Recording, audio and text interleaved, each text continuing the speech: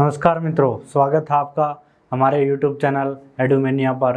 और आज हम क्लास 10th जियोग्राफी का चैप्टर नंबर 7 डिस्कस करेंगे, जो कि जियोग्राफी पार्ट में लास्ट चैप्टर है आपका, लाइफलाइन ऑफ नेशनल इकोनॉमी।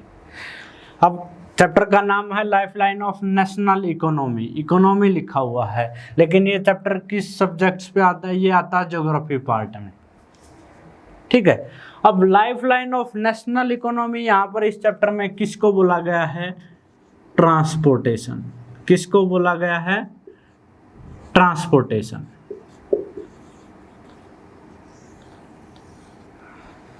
सबसे पहले हम डिस्कस करेंगे कि भाई इसको lifeline of national economy, transportation को क्यों बोला गया है।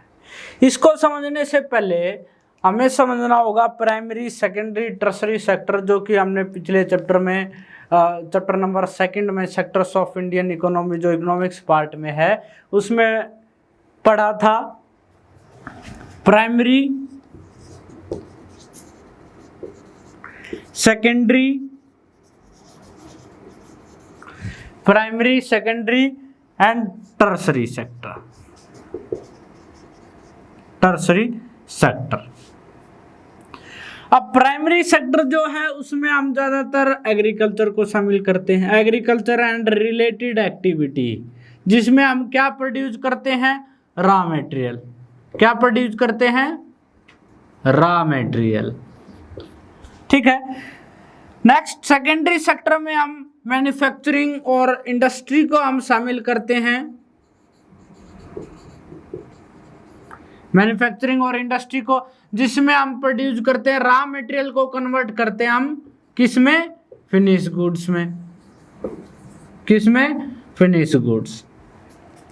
थर्ड है टर्सरी सेक्टर, जिसमें हम शामिल करते हैं all types of services, all types of legal services, not illegal, ठीक है। तो हम इसमें all type of legal service को इसमें हम शामिल करते हैं। इसमें आप देखो बैंकिंग,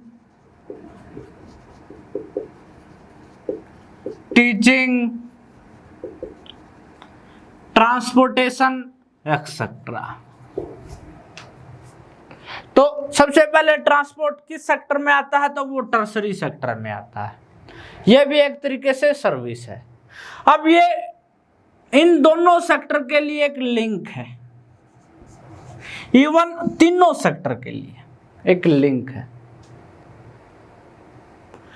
क्यों लिंक है वो देखिए आप। सबसे पहले हम डिस्कस करते हैं importance of transportation, transport.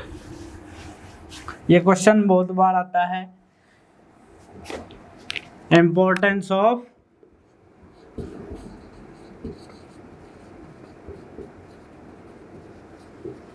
Transport, transportation.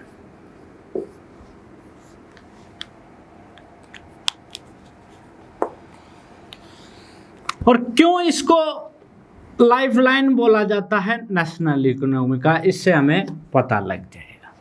तो सबसे पहला पॉइंट हमने डिस्कस किया, अभी जैसे प्राइमरी सेक्टर में आप रॉ मटेरियल को प्रोड्यूस करते हो, उसको आपको इंडस्ट्री में कहीं ना कहीं उसको सेल करना पड़ेगा मार्केट में। उसके लिए क्या चाहिए?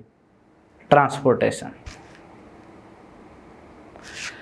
भाई मैन्युफैक्चरिंग और इंडस्ट्री में उसको रॉ मटेरियल से हमने कन्वर्ट कर दिया फिनिश गुड्स में, और फिनिश गुड्स को हम फैक्ट्री में थोड़ा रखेंगे, उसको कहीं ना कहीं उसका एक्सपोर्ट, रॉ मटेरियल का इंपोर्ट, ये सब हम करेंगे, उसको सेल करेंगे कहीं दूसरी जगह पर जहाँ पर मार्केट अवेलेबल है। ये करेंगे कि नहीं? तो उसके लिए हमें क्या चाहिए? ट्रांसपोर्ट। तो ये क्या है? Provide link to all sectors of economy, all sectors of economy, help in transportation of goods and service, help in transportation of goods and service. अब एक जगह पर रॉ मटेरियल अवेलेबल है, दूसरी जगह पर नहीं है, तो एक्सचेंज होता है, एक्सचेंज ऑफ गुड्स। तो वो उसमें मेन रोल प्ले कौन करता है? Transportation. Connect major cities and towns. हम एक जगह से दूसरी जगह का, और इवन इंटरनेशनली, इंटरनेशनल या विदेशों में भी हम जा सकते हैं। तो ये सब ये काम करता है, इसलिए इसको क्या बोला जाता है? Lifeline of national economy. तीनों सेक्टर के लिए ये लिंक प्रोवाइड करता है, जो कि हमारी ग्रोथ और डेवलपमेंट के लिए हेल्पफुल है। क्लियर है ये टॉपिक? नेक्स्ट है means of transport.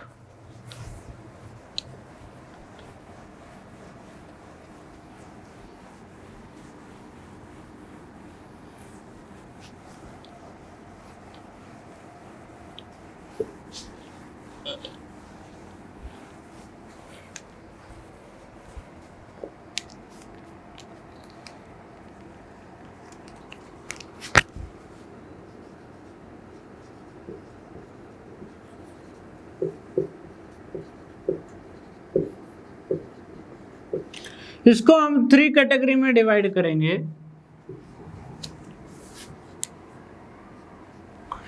Three category में इसको डिवाइड करेंगे हम। लैंड, वाटर और एयर। लैंड, वाटर और एयर। ठीक है। अगर एयर की बात करूं मैं तो डोमेस्टिक एयरवेज और international Airways. International Airways, domestic Airways और इंटरनेशनल एयरवेज। डोमेस्टिक भी जो हमारी घरेलू, जैसे हमें विजिट करना है दिल्ली से मुंबई या अपने देश के ही अंदर, और इसमें हेल्प कौन करता है भी? प्राइवेट एयरलाइंस और पब्लिक एयरलाइंस, यानी कि जो गवर्नमेंट के कंट्रोल में आ जाए। ठीक है, प्राइवेट एयरलाइन और पब्लिक एयरलाइंस।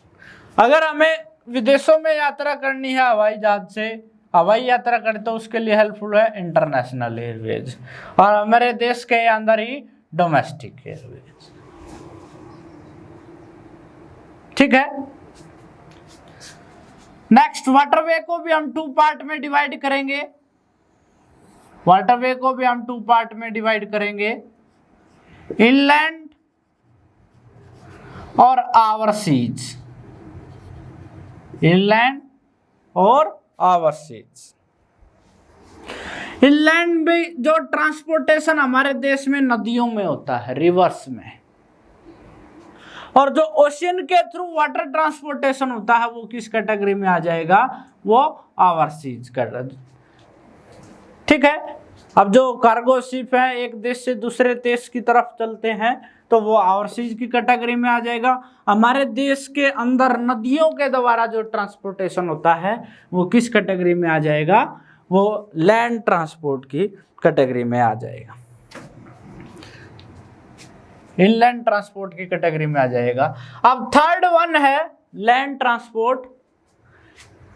लैंड में रोडवेज,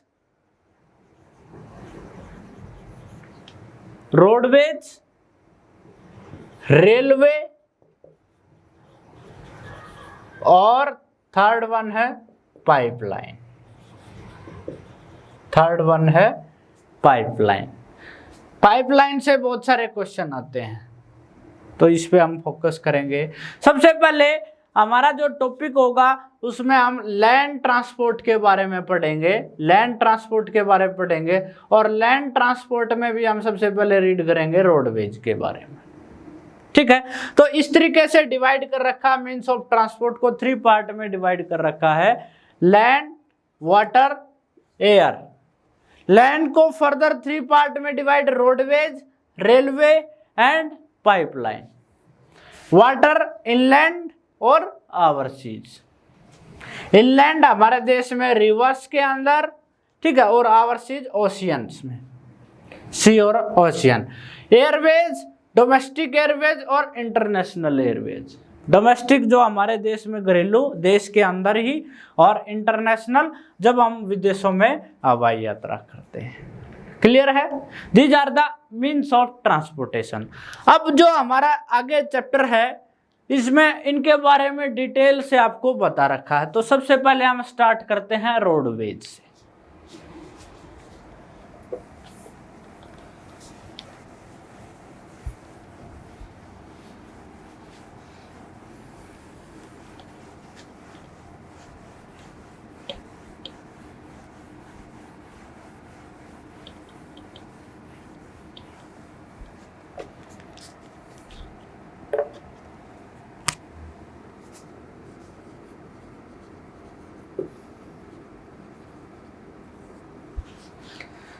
और we can say importance of roadways our railway, ये कंपैरिजन आपसे पूछा जाता है। Importance of roadways our railways और वी कैन से एयरवेज। सबसे पहली बात, रोड ट्रांसपोर्ट के थ्रू रोड ट्रांस आपको door to door service provide करता है। Provide door to door service. बाकी ना डोर टू डोर सर्विस ना आपको रेलवे के थ्रू मिलेगी, ना आपको एयरवे के थ्रू मिलेगी, और ना ही आपको वी कैन से वाटरवेज के थ्रू आपको मिलेगी। ठीक है, तो ये डोर टू डोर सर्विस आपको प्रोवाइड करता है। Easy to construct as compared to railway line, easy to construct or built as compared to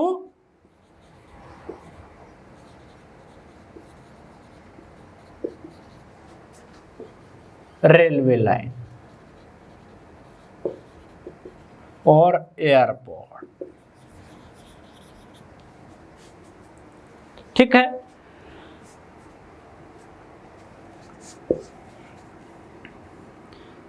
जो आप देखो भी माउंटेनियस रीजन है, अच्छा जो अंडुलेटिंग प्लेन एरिया है, जो एक तरीके से जो फेवरेबल क्लाइमेट नहीं है, जहाँ पर प्लेन एरिया नहीं है, जहाँ पर वहाँ पर भी रोड बन जाते हैं लेकिन रेलवे लाइन बिल्ट नहीं होती।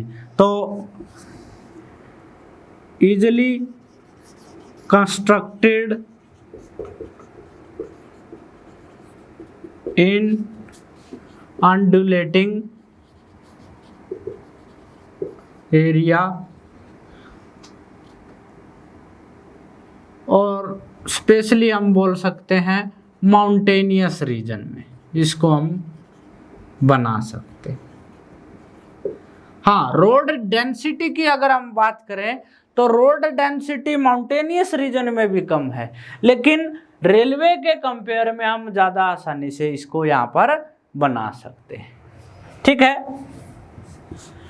रोडवेज प्रोवाइड लिंक टू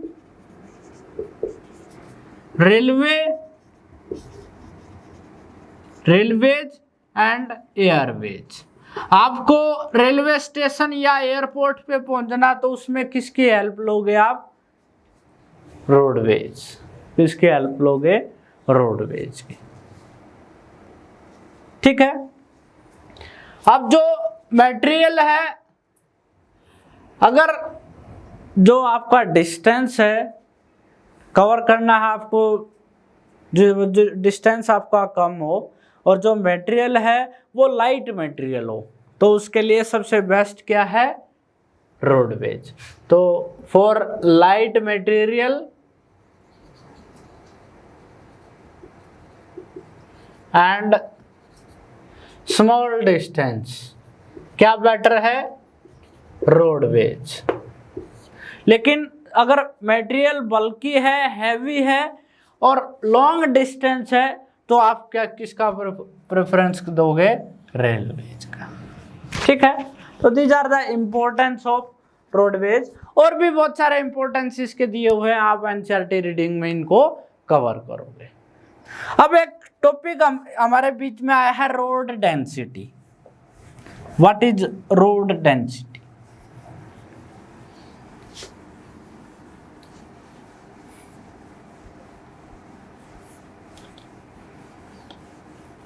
इसका कंपैरिजन हम करेंगे डेंसिटी ऑफ पॉपुलेशन से। तो सबसे पहले हम देखें density of population. Density of population, तो डेंसिटी ऑफ पॉपुलेशन क्या है? नंबर ऑफ पर्सन लिव्ड पर square kilometre. Number of person lived पर स्क्वायर किलोमीटर, ये क्या है? Density of population. अगर डेंसिटी ऑफ पॉपुलेशन की मैं बात करूं तो ये सबसे ज्यादा कहां पर है? दिल्ली में। कहां पर? जो हमारी कैपिटल है दिल्ली, वहां पर अप्रोक्स 11,300 पर्सन पर स्क्वायर किलोमीटर। ये सबसे ज्यादा कहां पर है? दिल्ली में। अब बात करते हैं रोड डेंसिटी की।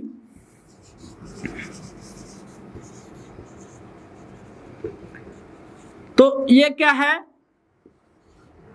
नंबर ऑफ रोड्स पर 100 square kilometre. Number of roads और distance of roads. Number of ना बोल के हम क्या करेंगे? Distance of roads. अब भाई कितने किलोमीटर के रोड बने हुए हैं पर 1000 स्क्वायर किलोमीटर के दायरे में? ये क्या होती है? Density of road. अगर आपसे पूछा जाए डेंसिटी ऑफ रोड सबसे ज्यादा किस स्टेट में है? डेंसिटी ऑफ रोड सबसे ज्यादा किस स्टेट में है? तो सबसे ज्यादा है केरला में। कहां पर है? सबसे ज्यादा रोड डेंसिटी है केरला में। और आपसे पूछा जाए सबसे कम रोड डेंसिटी किस स्टेट में है? तो उसका आंसर है जम्मू एंड कश्मीर। ठीक है, तो सबसे कम रोड डेंसिटी कहां पर है? जम्मू एंड कश्मीर। सबसे ज्यादा तो ये है हाईएस्ट और ये है लोएस्ट। ठीक है, नेक्स्ट हमारा टॉपिक है मेजर रोड्स।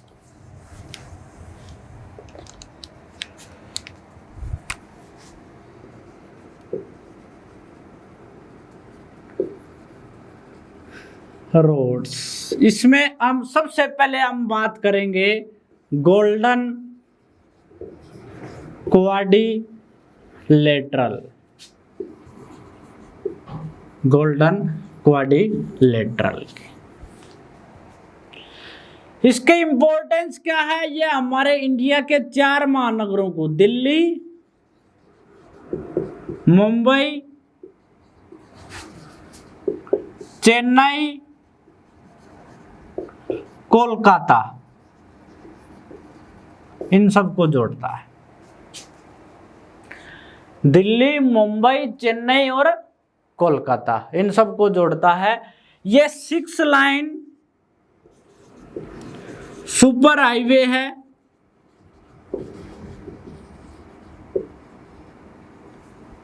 ठीक है, 6 line super highway manage and control by नाही। ये इसकी फुल फॉर्म भी आता है कई बार, नाही,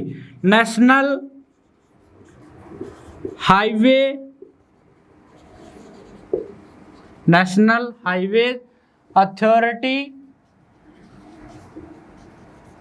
of India, national highway authority of India. इसके अलावा जो हमारा नॉर्थ साउथ कॉरिडोर है, नॉर्थ टू साउथ कॉरिडोर और वेस्ट टू ईस्ट कॉरिडोर, ये भी इसी के दायरे में आते हैं। भाई वेस्ट टू ईस्ट की बात करूं तो मैं जैसे पोरबंदर कहां पर है, गुजरात में, ये वेस्ट रीजन में पड़ेगा। और सिलचर कहां पर है, असम में, ये ईस्ट में पड़ेगा। इस तरीके से ये इनको भी जोड़ता है। तो ये है गोल्डन क्वाड्रिलेटरल। ठीक है, ये 6 लाइन सुपर हाईवे है, मैनेज और कंट्रोल्ड बाय नाई, national highway authority of India. Clear है।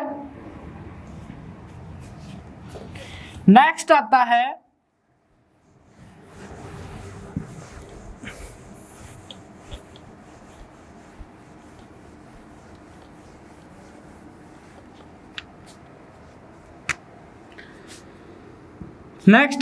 National highway.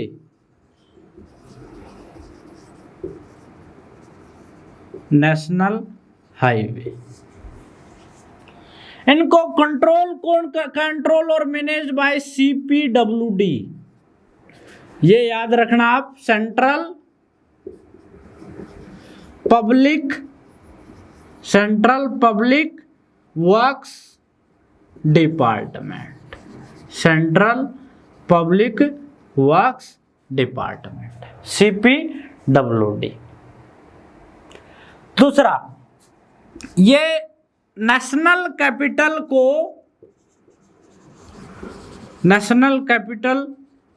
और मेजर सिटीज, अपने देश की नेशनल कैपिटल और मेजर सिटीज को कनेक्ट करते हैं। कौन? National highway.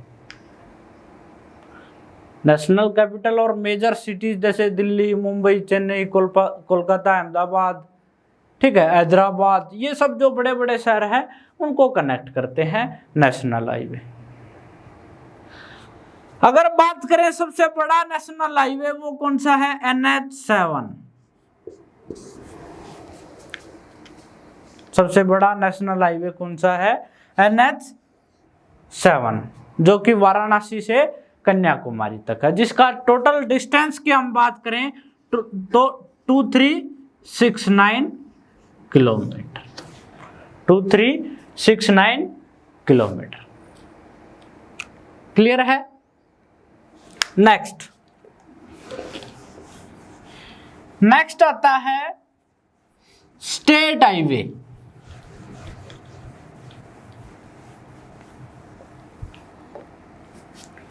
नेक्स्ट है state highway. State highway state capital को it connects state capital to different district headquarter.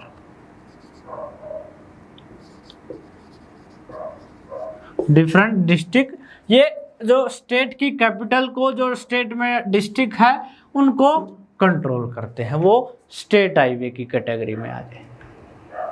ठीक है।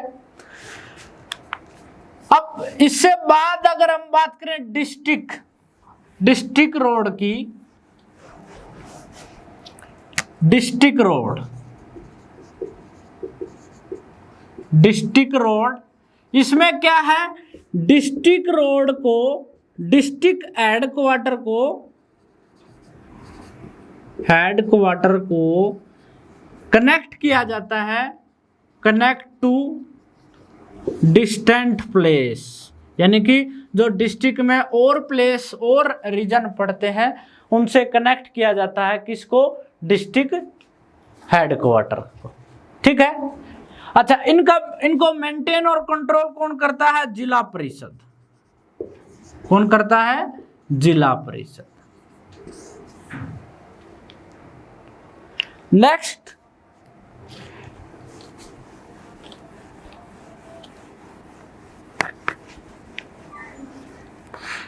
आता है ग्रामीण रोड। भी जो डिफरेंट गांव को आपस में जोड़ते हैं, जो किस में आएंगे? प्रधानमंत्री ग्रामीण सड़क योजना के तहत।